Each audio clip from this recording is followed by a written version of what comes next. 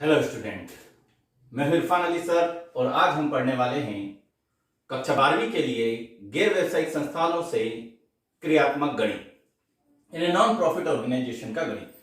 पिछली क्लास में भी या पिछले वीडियो में भी हमने एक गणित को सॉल्व किया था। इस वीडियो में भी हम मैथ्स को सॉल्व करेंगे।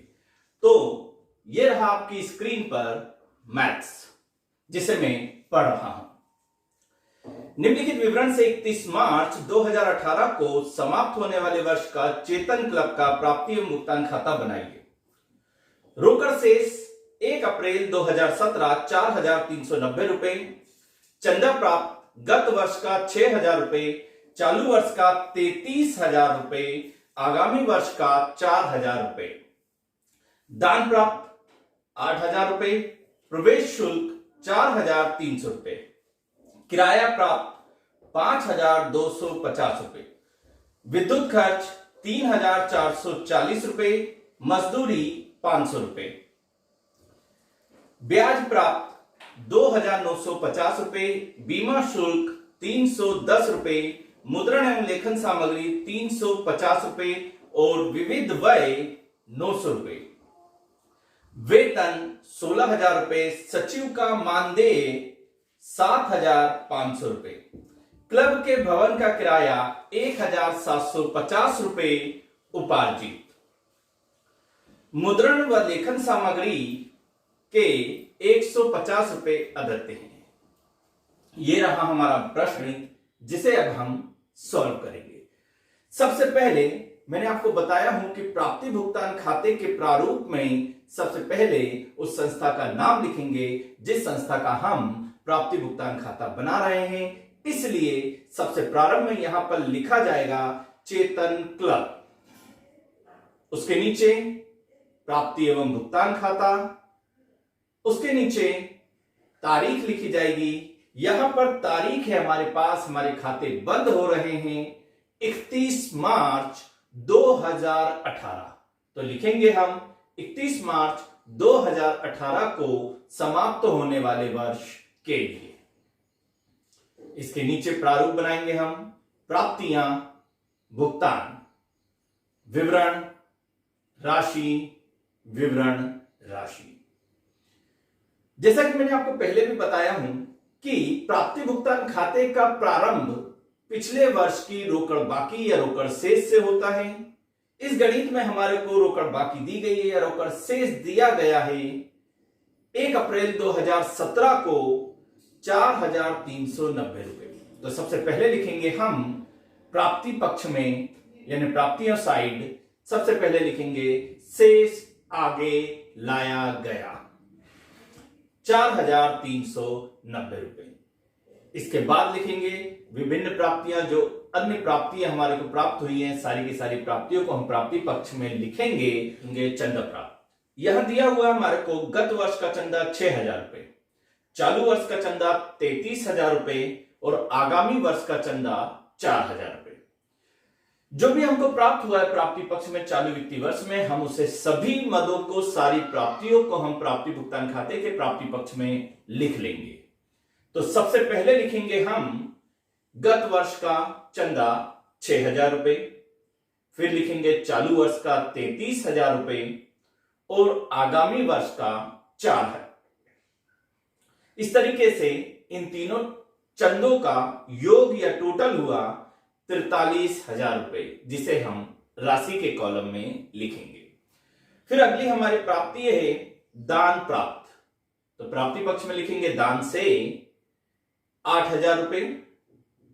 इसके बाद लिखेंगे हम प्रवेश शुल्क से प्राप्ति हुई है, तो प्रवेश शुल्क से 4,300 रुपए। इसके बाद हमारे को किराया मिला हुआ है, तो लिखेंगे हम किराया प्राप्त या किराए से कितने का 5,250 रुपए का। इसके बाद हमारे को दिया गया है विविध खर्चे। विविध खर्चों में हमारे को दिया गया है सबसे पहला विद्युत खर्च, सबसे पहला विद्युत खर्च। तो इस विद्युत खर्च को हम भुगतान पक्ष में लिखेंगे क्योंकि हमारे पास से रुपए जा रहे हैं और रुपए जाएंगे तो हम इसे भुगतान पक्ष में लिखेंगे विद्युत खर्च 3,400 40 रुपए। इसके बाद दिया गया है मजदूरी। मजदूरी देना भी हमारे लिए व्यय है या हमारे पास से राशि जाएगी, इस कारण हम इसे लिखेंगे प्राप्ति भुगतान खाते के भुगतान पक्ष में मजदूरी को 500 रुपए। इसके बाद दिया गया है ब्याज प्राप्त। ब्याज प्राप्त हमारे लिए आय है, राशि हमारे को प्राप्त होती है, इसलिए हम इसे लिखेंगे प्राप्ति भुगतान खाते के प्राप्ति पक्ष में ब्याज से 2950 रुपए। इसके बाद हमारे को दिया गया है बीमा शुल्क। जब बीमा शुल्क का मतलब यह है कि हमने बीमा करवाया और उसकी हमने किस्त चुकाई या प्रीमियम चुकाया, तो इससे हमारे पास से रुपए गए, इस कारण हम इसे भुगतान पक्ष में लिखेंगे 310 रुपए बीमा को। इसके बाद है हमारे पास मुद्रण व लेखन सामग्री। मुद्रण व लेखन सामग्री का मतलब है कि हमने स्टेशनरी खरीदी, कुछ कागजात वगैरह खरीदे, कुछ कागज खरीदे, जिसके कारण हमारे पास से रुपए गए, इसलिए इसे हम प्राप्ति भुगतान खाते के भुगतान पक्ष में लिखेंगे मुद्रण व लेखन सामग्री को 350 रुपए। अगला है हमारा विविध व्यय। विविध व्यय हमारे पास से व्यय है, रुपए जाते हैं, इस कारण हम इसे भुगतान पक्ष में लिखेंगे विविध व्यय को 900 रुपए। इसके बाद हमारे पास दिया हुआ है वेतन। वेतन देने में भी हमारे पास से रुपए जाएंगे या व्यापार से रुपए जाएंगे या संस्था के पास से रुपए जाएंगे, इस कारण हम इसे लिखेंगे भुगतान पक्ष में वेतन को 16,000 रुपए। अगला दिया हुआ है हमारे को सचिव का मानदेय। सचिव का मानदेय मतलब सचिव की पेमेंट या सचिव का पारिश्रमिक। सचिव का मानदेय दिया हुआ है 7,500 रुपए, तो हम भुगतान पक्ष में लिखेंगे सचिव के मानदेय को 7,500 रुपए। इसके बाद दिया हुआ हमारे को क्लब के भवन का किराया 1,750 रुपए उपार्जित।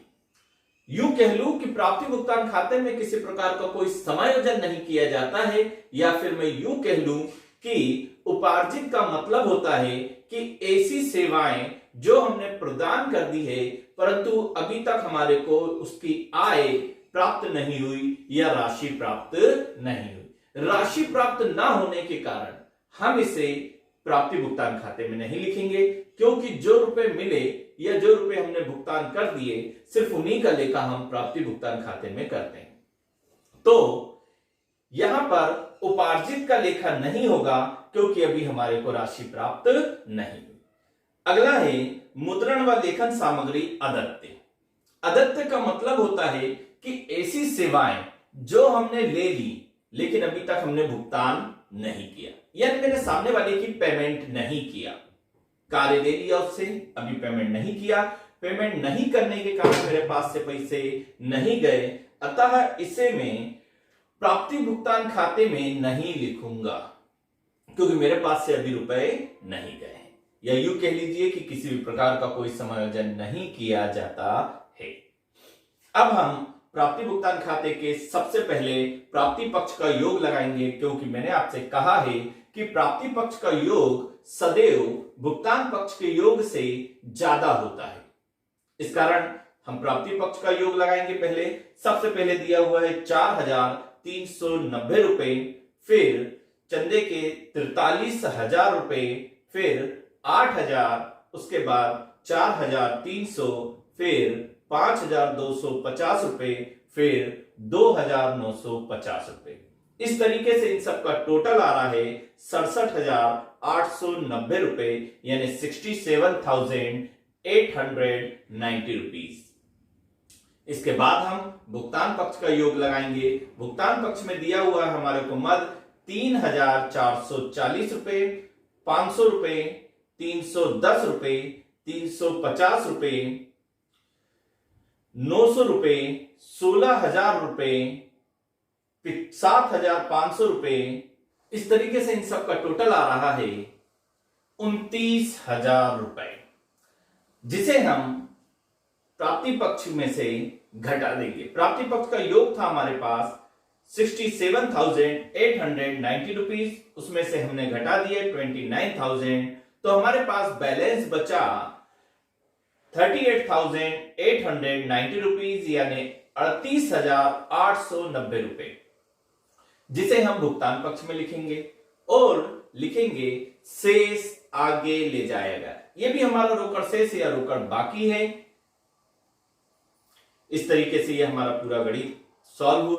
उम्मीद करता हूं आपको मेरे समझाए हुए गणित समझ में आए होंगे। यदि आपको ये समझाए हुए गणित समझ में आए हैं तो कृपया कर इस वीडियो को लाइक करें, शेयर करें और सब्सक्राइब करें। धन्यवाद।